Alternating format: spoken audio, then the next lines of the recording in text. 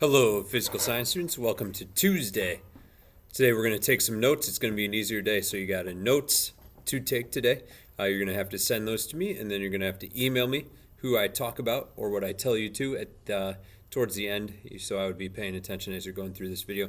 You're not going to have any homework tonight. We got a whole bunch of notes to get through today.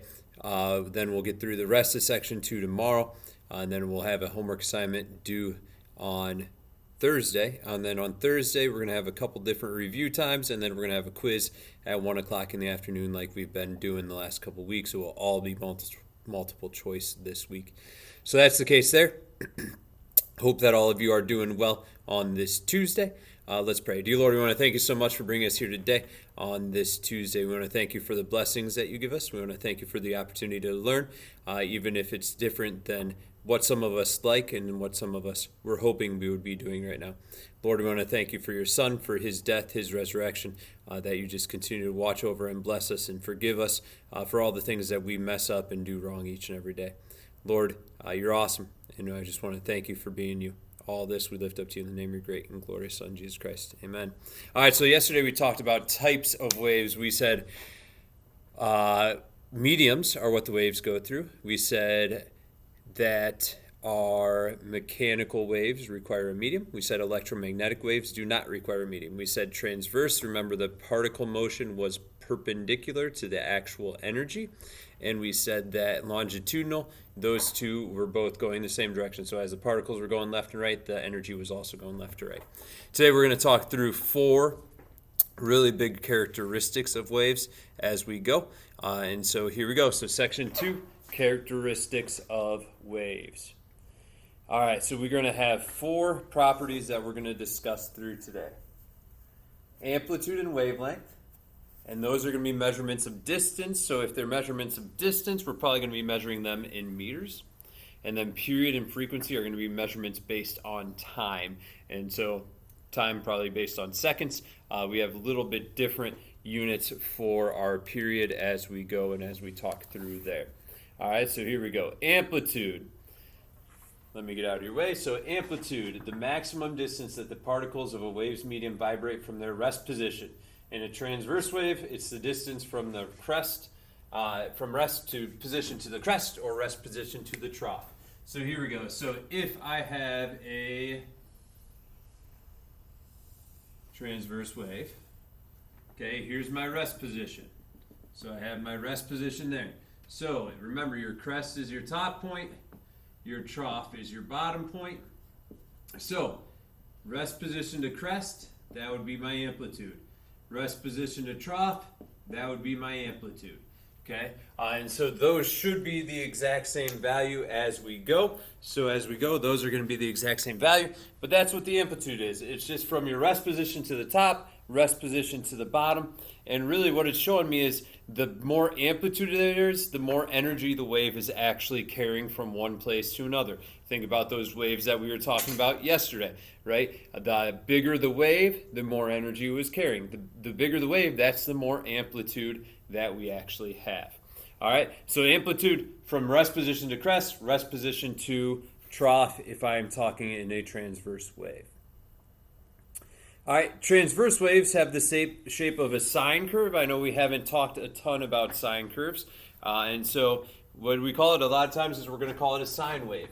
Okay, so waves that are shaped like this are called a sine wave. It looks like an S on the side. So that drawing that we had up on top, that is a sine wave of a transverse wave. So a transverse wave is just a sine graph, and that's what a sine graph actually looks like up there for you.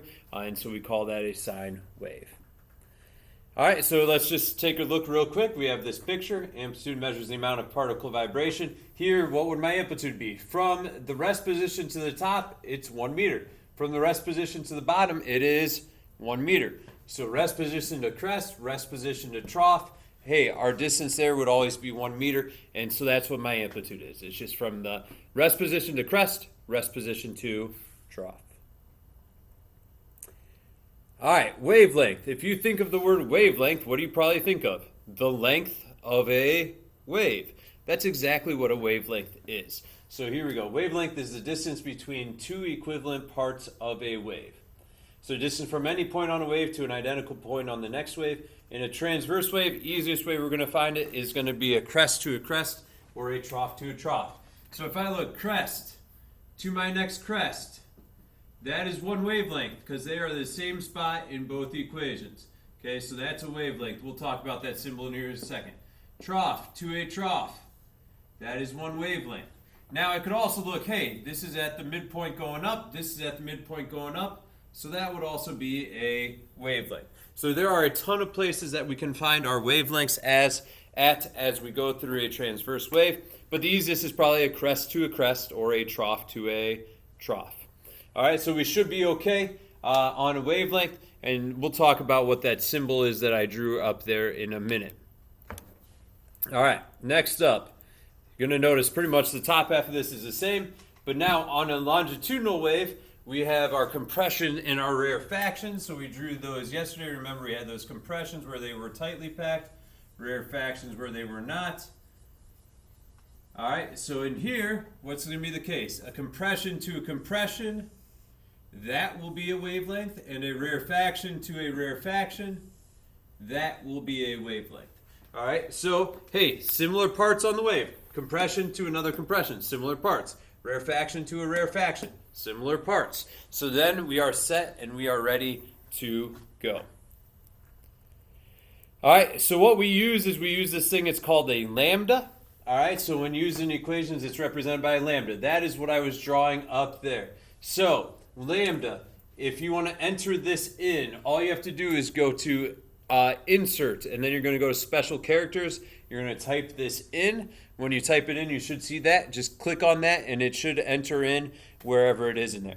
Now, if I'm talking about the distance of a wave, how long from one point to an exact similar point on the next wave, we know it's going to be measured in meters.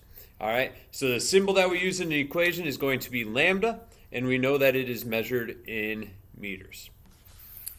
Good, good, good. So here we go, just some examples of the pictures I already drew. Hey, crest to a crest, we know it's a wavelength. Remember, I could represent that with a lambda. Down here, trough to a trough, one wavelength. Fantastic.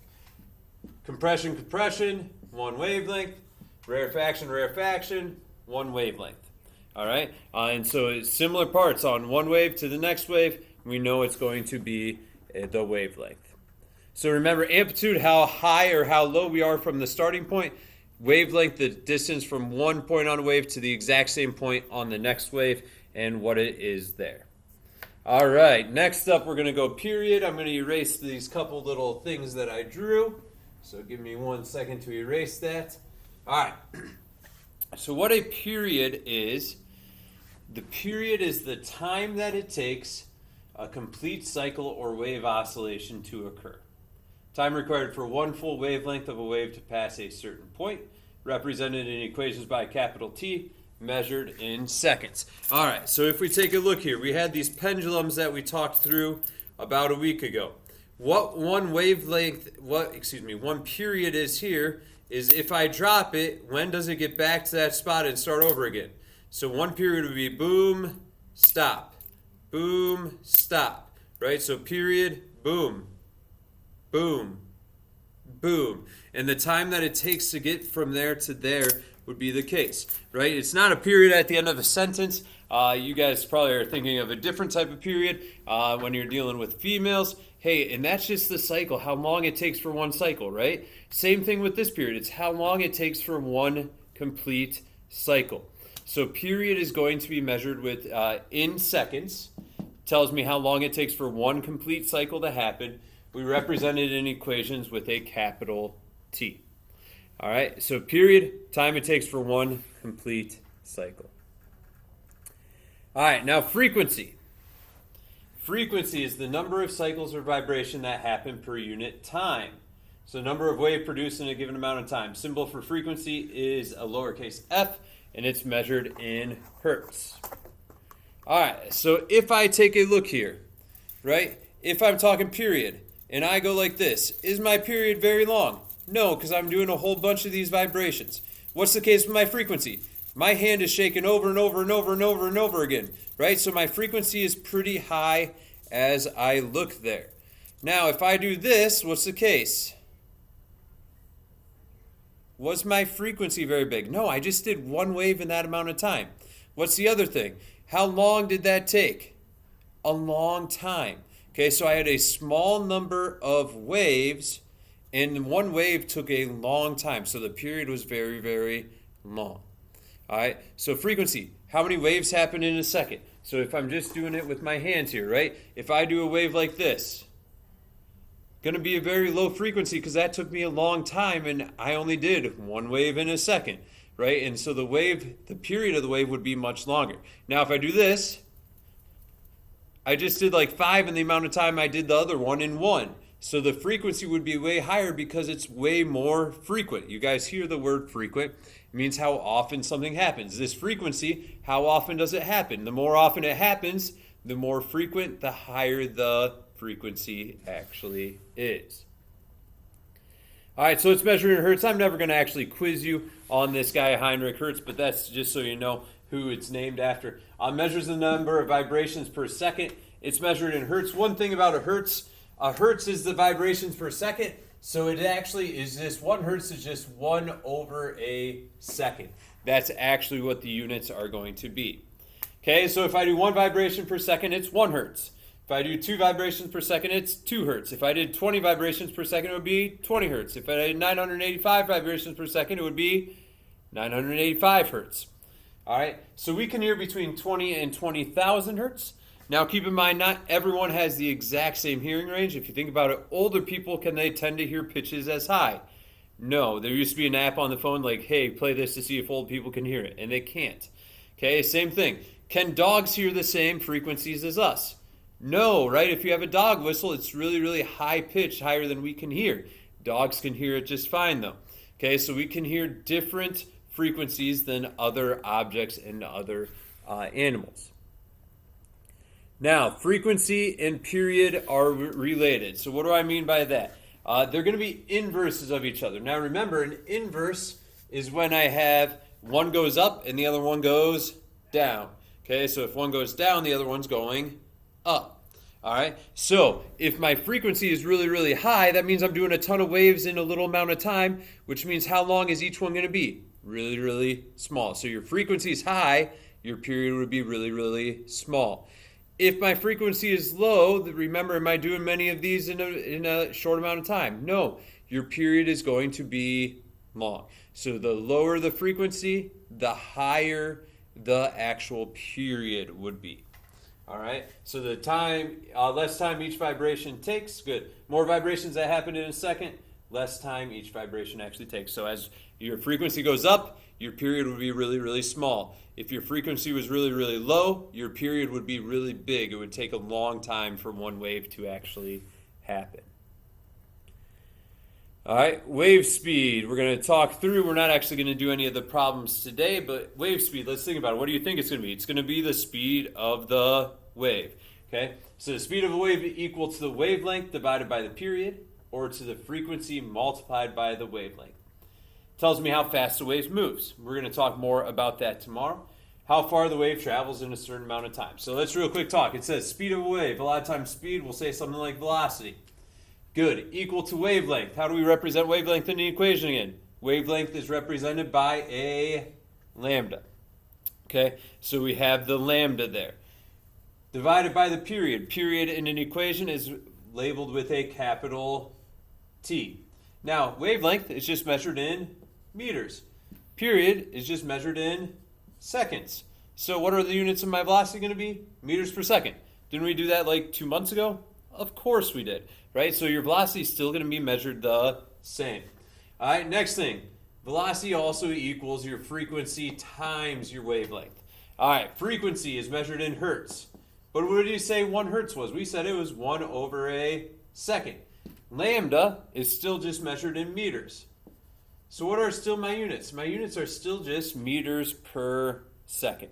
All right, that's why I can use that, or I can use that. It doesn't matter which one. It doesn't matter which one we use. Just look. Hey, do I know the period or do I know the frequency? And that's going to be able to tell how we actually do it.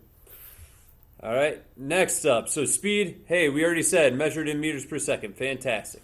Okay, we said wave speed is wavelength divided by the period. Hey, that's what we have right here. I'm going to erase this in a second. And then we said period is the inverse of frequency, so it could also be frequency times wavelength. All right, so I think the next slide is the examples, and so I don't think, for F times lambda, there we go. All right, I got out of your way so you could actually take that. Hey, next slide is examples, but let's real quick talk. Remember amplitude. What is amplitude? Amplitude is the distance from the rest to the crest or the rest to the trough. Okay, the bigger the amplitude, more energy we're actually carrying. Wavelength. The length of a wave, normally from one spot to an identical spot on the next wave. So a lot of times we're looking crest to crest or trough to trough. Remember, how do we label it in an equation? We use that lambda, kind of looks like an upside down Y. What is it measured in? It is measured in meters. Okay, period, time it takes for one cycle to actually happen. So period, the symbol we use in the equation is a capital T. And it is, how long it is for one cycle to happen, it is going to be measured in seconds. All right, and then the last one we talked about was frequency. Frequency, how often a wave actually happens. Okay, and so frequency represented with a lowercase f, measured in hertz. Remember, 1 hertz is just going to be 1 over a second. Now, remember, period and frequency are inverses. So the higher the frequency, the smaller the period, the shorter the amount of time it takes. The lower the frequency, your period is going to be really, really big. All right, so whole bunch of information today. I know it's a lot of information. We're only about halfway done with this section. That's why I'm going to split it up into 2 days for us. Yeah, so I didn't really talk about anyone yet today, but I did see Talia yesterday. She came into school to pick up a Chromebook, and so let's just have her be the mention of the day. Hey, I hope you guys are having a great Tuesday. You need to send me your notes. You need to mention email me who I talked about, and that is all you need to do for today. No homework, no other classwork, just notes. Email me who I talked about. I hope that you guys have a great day. God bless.